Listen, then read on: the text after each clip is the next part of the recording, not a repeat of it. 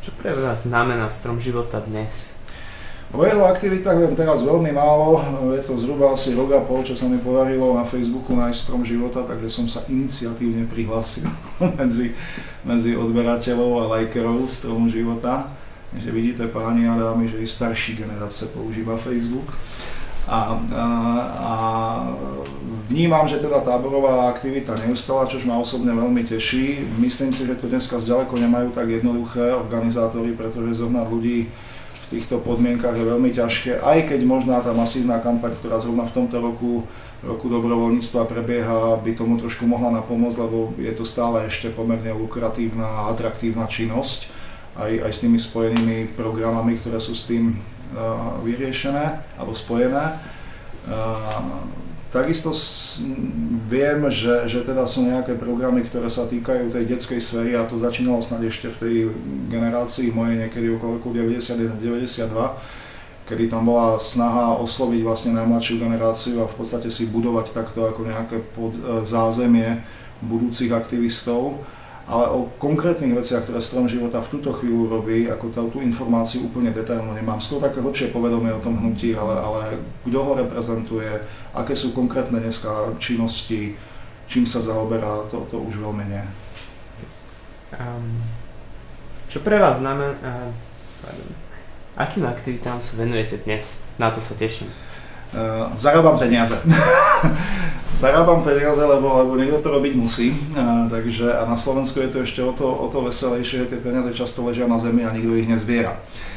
Ale to teraz vyzerá tak nabubrelo, takže tie moje aktivity sú okrem tej komerčnej praxe, založil som pred 20 rokmi firmu, ktorá vyrába žiaruzdornú keramiku, v zásade sa živím tým, čo som vyštudoval. Možno aj tu je kus toho ochranárstva, že teda sa snažím aj svojich zákazníkov presvedčiť, aby kupovali výrobky, ktoré robíme my, ktoré sú z lokálnych surovín. A poväčšinou teda, lebo nie všetky sú substituovateľné, niektoré skutočne vozíme z druhého konca sveta, ale gro toho snažím sa stať povedzme na slovenskom magnezite. A snažím sa ten magnezit proste presadiť v tom stredom európskom priestore, kde je prirodzene doma a snažíme sa tým pádom ako aby sme presvedčili tých zákazníkov o tom, že je to lepšia alternatíva než dovozy. A to nielen kvôli tomu ekologickému, ale kvôli tomu, že tu sú aj technické parametre, ktoré tomu celkom napomáhajú alebo to ukazujú. Nič menej, mohol som to skutočne otočiť len na cenovú hladinu a ísť potom najlacnejšom a voziť to z druhého konca, takže možno aj tu je kus toho ešte, čo v človeku zostalo. Tá keramika je vec, ktorá mňa živí, no a časom pribudli ďalšie dve veci, ktoré ma bavia a som jeden z ľudí, ktorý na Slovensku prevádzkuje a stavia lanové parky na stromoch, čož je, myslím si, veľmi signifikantné, ako dalo by sa povedať, že je to fakt klikácky projekt. V tej komerčnej báze pribudla ešte tretia vec, kde zase sa tá ekológia snúbi s kultúrou, a to je víno. Začal som voziť víno na Slovensku aspoň od tých vinárov, ktorých mám rád, ktorých poznám a ktorými za tých 20 rokov aktívneho alkoholizmu po Európe pomerne dosť veľa pribudlo. A radím ich medzi svojich známych a kamarátov, takže snažíme sa ich tu takisto presadzovať pomerne aj so slušným úspechom, lebo tá kvalita sa presadí vždy. Čím samozrejme nechcem povedať, že na Slovensku je zlé víno, to určite nie, v bielom víne bez akékoľvek debaty dneska patríme k európskej špičke.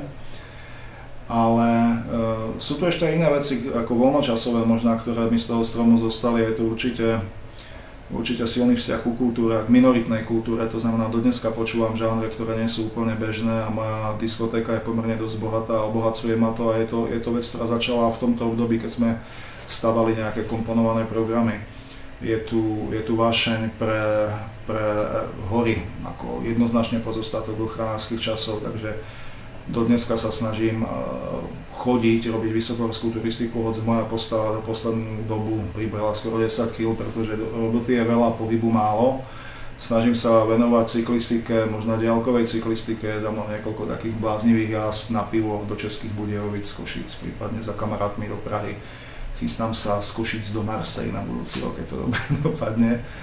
Takže to je to, čo mi ten Strom života vlastne dal a čo ma dneska živí, baví a jak je to s tým vlastne v tej jednej integrálnej súčasti prepojené.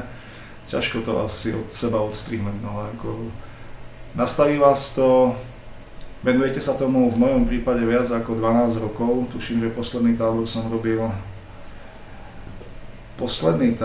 robil, keď ma zastrelíte, asi v roku 96 na Ferovi.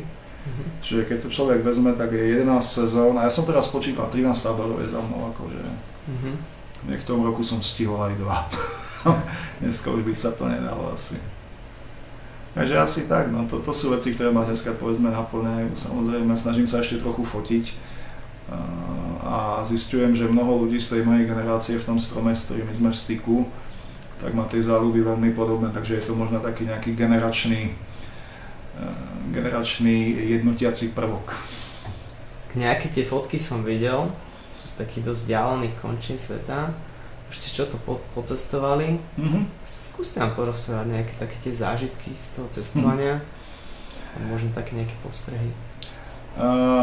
Moje cesty sú také celkom srandovné, lebo dlho som na nich čakal a začali v podstate až hlboko po 30-ke. V tom vlastne dnešnej mladej generácii, vo veku môjho syna najstaršieho, to je 21, tak celkom závidím, lebo pre nich je úplne samozrejme zobrať si pás a vycestovať a vôbec to neriešiť. Pre mňa je to vždycky trošku malý zázrak. No a pretože som to odkladal tak dlho, tak čím dlhšie som to odkladal, tým viacej bolo na tie cesty zdrojov. Takže som začal hneď tým najväčším, čo som v živote mal, a to bola cesta do Himaláji. A dodneska sa snažíme jazdiť mimo cestu. Teda pokiaľ niekde vycestujem na dlhšie obdobie a berem to ako v zásade ako veľký wander, tak zásadne bez cestovky, zásadne len s nejakou internetovou prípravou, letenka, peniaze, batoh, spacák a viacej riešiť nemusíte. Ono už ten život si vás tam omelie. A vždy sú na tých cestách do tých ďalekých krajín krásne tie stretnutia s tými miestnymi ľuďmi, keď ste nútení s nimi komunikovať, keď ste nútení sa pýtať na nocľah, na úplne jednoduché veci. Pamätám si krásnu noc v takom akože hoteliku v nemenovanej peruánskej dedine nad najhlbším kaňonom, snáď asi, oni tvrdia, že teda na svete, no ja to beriem trochu s rezervou. Nič menej, proste ste v domčeku, ktorý je s vaľkou, má len plechové dvere na ulicu, pijete tam hnusný domáci rum, pozeráte do hviezdnatého neba, bavíte sa o vymoženostiach civilizácie s miestnym človekom, tak je to úplne úchvatná záležitosť. Takisto musím povedať, že pribudlo zo pár ľudí z tých ciest, ktorí sú dosť dôležití, možno nie v každodennom kontaktu, ale viem, že keby som sa kedykoľvek vrátil teraz do Sikimu, tak tam mám kde spať, lebo sme tam našli výborného človeka, ktorý nám vtedy v tých Himalajách veľmi pomohol, zorientoval, nastavil. No a, takže sa snažíme. Odjazdená je Amerika, južná, odjazdený je Nový Zéland, najnovejšie pribudla Namíbia, Južná Afrika. Dneska vďaka tomu, že teda to víno je pomerne dosť veľkou vášňou, tak sa tie cesty snažíme spájať tak, aby bolo jedno aj druhé naplnené. Takže časť vždycky stravíme niekde vo vinohradoch, tak máme urobený veľmi dobrý prehľad o čilskej produkcii vína, tam sme prepili snad všetko, čo sa dalo. A súčasne teda aj o samotnej krajine, o tých ľuďoch. Bavia ma tie kontakty do dneska, hádam som ešte s tým úplne neskončil, aj keď v poslednej dobe sa viacej ako keby zameriala som sa na Európu, že také tie veľké lákadlá a veľké ciele, ktoré som pred sebou mal, veľké cesty sú ako nie že vyčerpané, ale ako bol som tam a necítim potrebu, snad s výnimkou tej Namíbie, tam ma veľmi oslovila, pretože je to púštna krajina a ja som si uvedomil, že má podobný aspekt ako horí, že ste tam sám a tá samota je niekedy veľmi očistná. A ten piesok, fantastické 200-metrové červené duny proste v Namíbe, pravdepodobne asi najstaršej púšti na svete, sú strašne impozantné a tá impresia, ktorú vám to nechá v duši, to je niečo, čo sa ťažko vypovie proste. Každopádne je to jedno z mála miest, kde ma to tlačí do návratu proste, kde by som ešte rád chcel a možno ešte radšej so svojimi deťmi, pretože si myslím, že by im to mohlo veľa povedať. Vidím, že tých zážitkov by bolo veľmi veľa, ale skúsme ešte tak trošku na záver nášho rozhovoru. Ak by ste mali taký malý odkaz pre našich stromákov, Niečo také. Ja sa smejem, lebo to sú také, že ďakujem, už som v tej smrteľnej posteli. Ne. A už si tam len lahnúť. Toto je taký pozdrav cez kameru. Ale nie, akože normálne žite si svoje sny a robte ich naplno, lebo to je dôležité, aby si to človek užil. Proste človek sa nemá nechať znásilniť ani okolnostiami, ani prostredím a má si to nechať proste, skutočne má byť natoľko silný, aby si presadil to, čo chce vlastne, čo ho baví v živote, čo ho ťahá. Niekedy to je možno úplne malicherné na to. Mne tiež koľkokrát moji rodičia hovorili, na čo to robíš, ak to je úplne zbytočné, na čo sa venuješ nejakej organizácii, študuj, bude ťa živiť hutničina. A vidíte, že nakoniec vlastne to, čo som sa naučil z projektovania takých malých vecí, ako sú tábory, ma vlastne dneska živí paradoxne. A to vzdelanie vytvorilo len nejaký formálny rámec k tomu, a odborný rámec tej činnosti, ale preto si myslím, že je dobré si žiť svoje sny a žiť ich naplno, pretože za nejakých 10, 15, 5 rokov, možno za 30, možno za 50, to, čo odžijete, vás posunie na úplne vyšší level a dosiahnete niečo, čomu sa hovorí spokojnosť. A to je možno to najlepšie, čo sa vám v živote môže podariť. Pekný odkaz.